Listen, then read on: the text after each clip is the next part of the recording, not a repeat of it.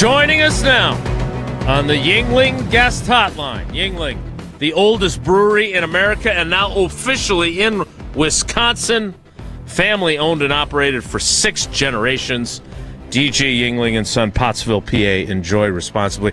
This is going to be, and I don't even know if we're going to talk about, pumpkin pie and whatever else. This is going to be the weirdest time that we've ever talked to Mel Kiper. This is going to be the strangest one because the Packers don't have a first-round pick. He's been nice enough to come on this show basically every year, get us ready for the draft, and I don't even know what the hell to ask him. Can't wait to get his insights into the second-round talents in this year's draft because that's when the Packers are picking. It is Mel Kiper on Wilde Tausch. Mel, how are you, my friend? I am good. It's closing in, less than 2 weeks away. So it's like I say, time's a ticking. Got a mock draft coming out next week. Rankings board's got to be finished by the following week. So it's crunch time, basically, to get this all finished. So it is very strange for us, and we were talking earlier this week, Tausch and I were, about the fact that the draft kind of crept up on us. Not because, it was in Green Bay. They drafted a wide receiver. It was everything that this year's draft isn't for Packers fans after Goody traded this year's and next year's first-round picks to Dallas in the Micah Parsons trade. How do you view where the Packers are as you are getting ready with your big board and everything else, and you're thinking about their team and their needs and their strategy? Just stay healthy. That's all I think about. I was thinking about the Packers. We were talking the other day about different teams and the football and injuries, and just if you can get some luck on the injury front, you have a chance to go as far as anybody goes. It's that's what these teams all are really built for going into the year, and then you see it just all come apart because of injuries, particularly offensive line with some teams. But you lose like a Parsons, a great player. You can't have that, and that's what football unfortunately is about injury. That's why I always tell everybody, don't get excited. I don't get excited about 8 games in, 12 games in. I only get excited when the Super Bowl's over and we won it. That's when I get excited. I don't celebrate any time during the year because the next week they play that game and things could happen, and all of a sudden your team's completely different than it was, and all of a sudden, what you hoped you would achieve is not going to happen anymore. So I look at these teams. If on paper they're as good as anybody on paper, but they got to have their guys out there and they got to be healthy.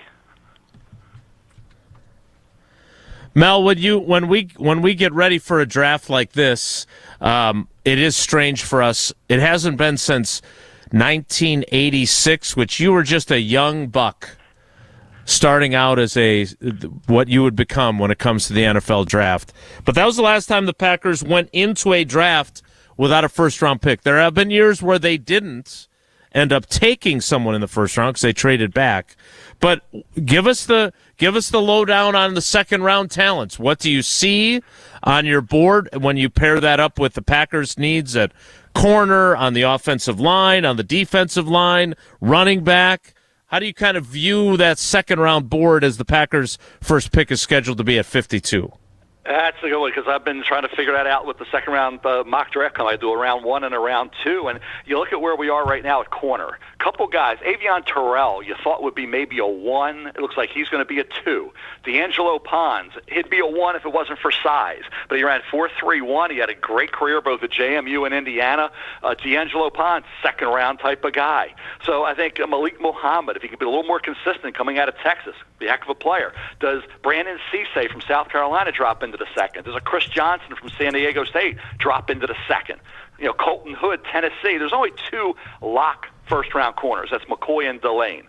After that, there's going to be another couple going. Who are they going to be? Could be Hood, could be Cisse, could be Johnson. I don't think Terrell. I think he's more of a 2, as I said. So if you can get a Terrell or a Pons, somebody like that, to slide down, you could be in good shape. Running back-wise, does Jadarian Price get into the mid-second, late second? Does that happen with Price coming out of Notre Dame? Mike Washington Jr. from Arkansas is red hot right now. And then there's a drop-off into a bunch of 3rd, 4th, 5th-round running backs. So there's really only going to be Love, Price in the second, Washington probably in the 3rd, and then after that, Emmett Johnson, Nebraska, you got Katron Allen, you got Jonah Coleman, but they're all maybe 4th-rounders. So I bet you going into day 3, we've only had 3 running backs taken, and that's it, maybe 4, but I think that's stretching it. It would be Love, Price, and probably Washington, and that's it. So, Mel, obviously I love talking offensive line. how do you see this class? And then is there somebody, especially on the interior, a center or guards, that Green Bay could be somebody that could fall? Although we've seen lately everybody is really appreciating the O-line. You're seeing more and more first-round picks getting taken even on interior guys. Yeah, that's a good way. I think the guys that I think you would look at there that have that kind of versatility to do both. I think Trey Zune III was a left tackle at Texas A&M, projecting him to guard center. So he's probably a third-round type of guy. But if you're looking second round right now in terms of an interior offensive lineman, it has some. Sam Heck from Kansas State would be one. I'm a big, as far as centers go, Logan Jones from Iowa. Kirk Ferentz coaches those guys up. We know that's his forte is the O-line. Loves this kid. Brian Parker II from Duke's an interesting guy. Probably third, fourth round. Play tackle, can be guard center as well. A guy I like as a pure guard, I know Iwane from Penn State's going to go in the first, and everybody talks up Basantis and Keelan Rutledge from Georgia Tech. I like Emmanuel Pregnon from Oregon. I mean, that kid gets after it. I mean, he is a tough, aggressive, hard-nosed football player who just roots you out of there.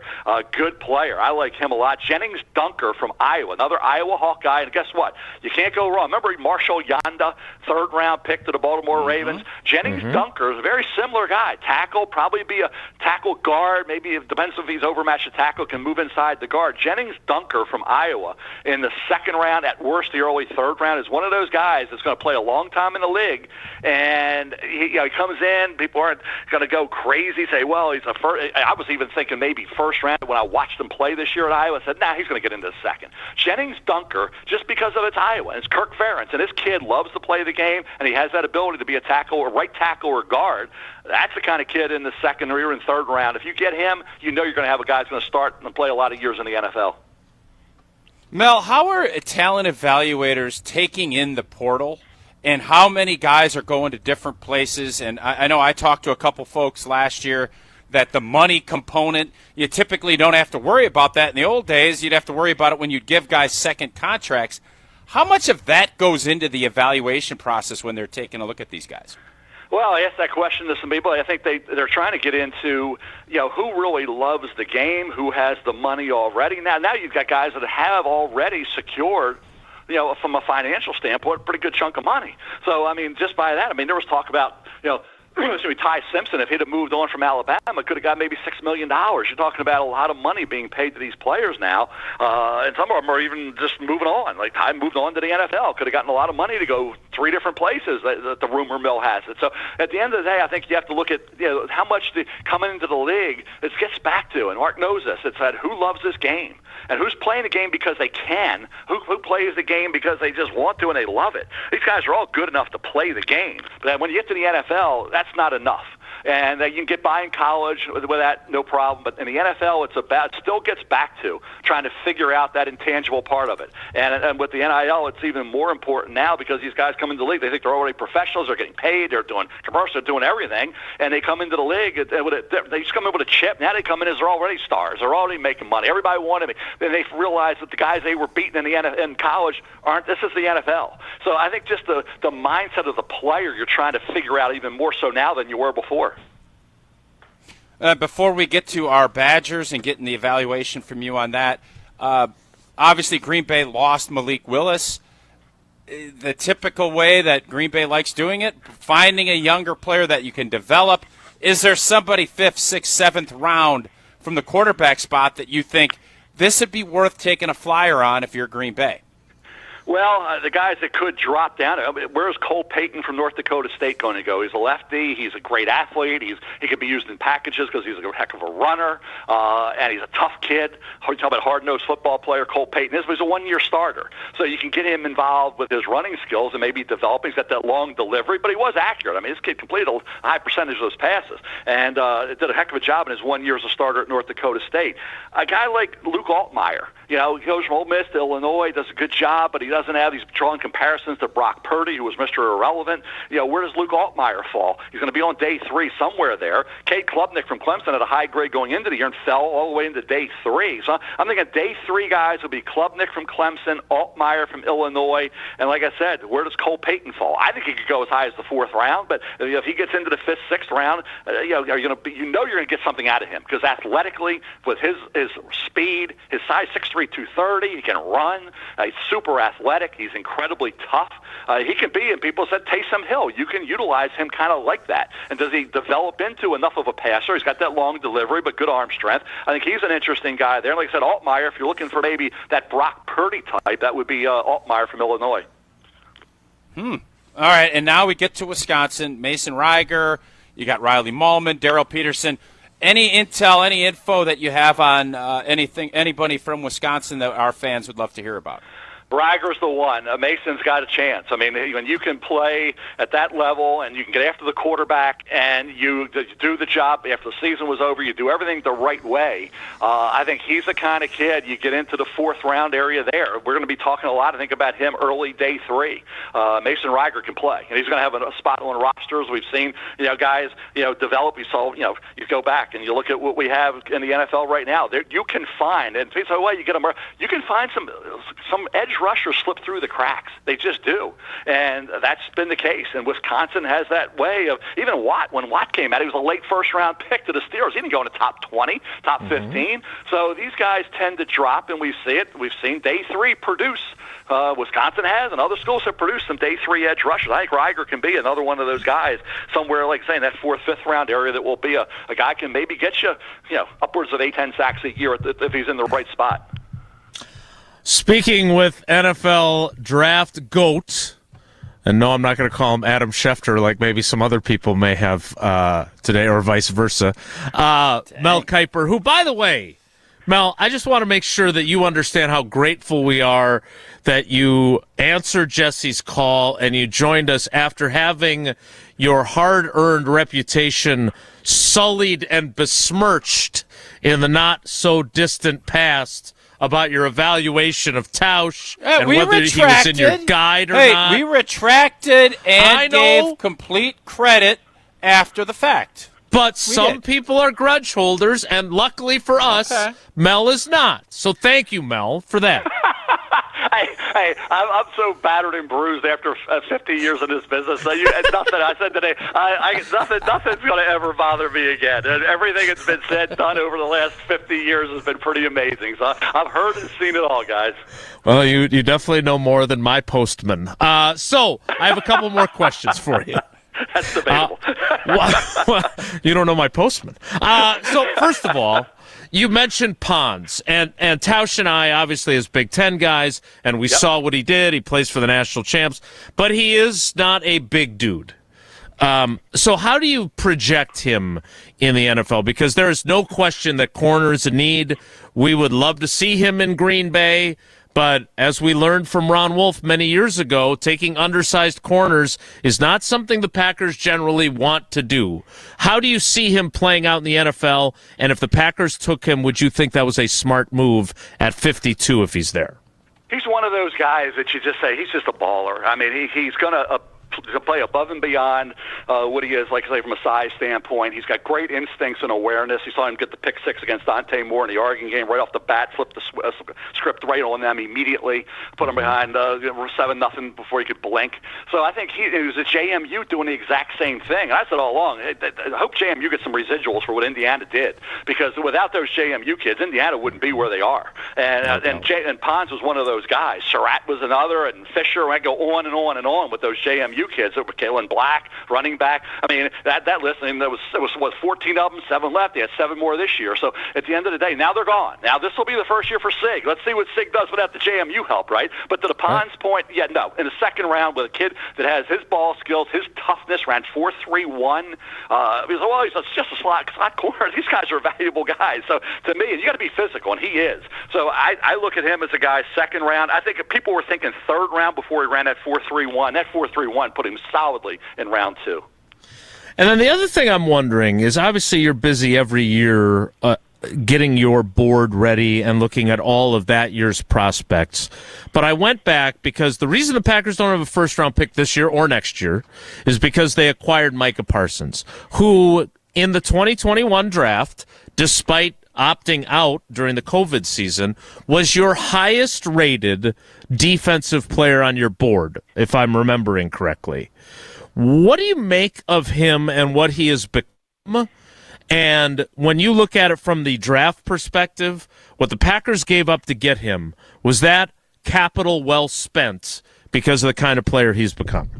Yeah, great player. Remember, he had not a ton of sacks because he was playing inside, off ball, and he wasn't on the edge. And he had the forced fumbles, and we're trying to compare him to Arvell Reese is being compared to Micah Parsons because he didn't have that many opportunities to get after the quarterback. And of course, he had the COVID year, which was complicated everything in terms of the evaluation. But for Micah, to be what he is off the edge and be that dominator and that fear factor player that you got to have, making that move made perfect sense, and you could see what was happening before the injury. So to me, Baltimore was going to do the same thing with Max Crosby for the exact same reason. Of course, that trade didn't happen because of the injury with the knee situation with Max, but now Hendrickson's a Raven. So everybody wants those kind of guys. They're closers, they're finishers, and that's what you have to have. And he's elite. He's one of the best in the business. So what you thought he would be, he has been. Just again, unfortunately, Mark knows what better than anyone. Football is a game of injuries, and that happens. So, would you say it was a good move? Yeah, a great move to get a player like that. But again, with all these teams, your core group of stars have to stay healthy, and if they don't, you see what happens. We got one here with Lamar. We got a quarterback here. When he's healthy, when he's not, you see that. So again, I don't care. There's a certain number of fear factor players in the league on both sides of the ball. There's not 75 of them. So when you have that group of stars, superstars, and he's one of those, and they're not on the field, then you pay the price, and you saw exactly that happen with Green Bay this year. All right, two more things so you can get back to your board. One, Tausch asked you about the Wisconsin players, and I have to be honest, in all the years you've joined us, even when you've been having your reputation besmirched, it feels like there's a hell of a lot of Wisconsin players to talk about, and in the last few years, not nearly as many. Is Wisconsin viewed differently, or are their players viewed differently now in the Fickle era vis-a-vis what they were, Alvarez, Bielema, Paul Christ? It just felt like our alma mater was churning out more true blue NFL prospects than we have seen in the last several years. Well, that's why you see the record the way it is. The record and it leads to the prospects. And you can see when the record, because what Parcells, you are who your record says you are, right? And this is the big year for Fickle and company. When you come in there, and Jim Leonard was the guy, and they went with Fickle instead of Jim. And we know what Jim is. He's a legend in Wisconsin for obvious reasons. Great player, great coach. And you had it. And you had a mode of operation there. And at Camp Randall in Madison, there's a way to win football games. There's a way to recruit those players that can win those football games in Madison for the Wisconsin Badger program. And when you think, I always worry when I hear people, I'm going to take it to another level. Well, good luck. And the bottom line is in this era, it's about money anyway. If you get the right players, but you have to have you have to have an identity. And I think that's what they're searching for. What's the identity of this football team? We knew what it was at Wisconsin for all those years. For all those, you knew exactly what Wisconsin was. They had their identity. Now you're trying to go a different direction. What's that identity going to be? And this is obviously the schedule. I understand Notre Dame right out of the gate, but look at that schedule. If you can't win 8-9 games with that schedule, there's a problem. I mean, there's a problem. 8 or 9 games should be automatic with Wisconsin with that schedule that they have this year.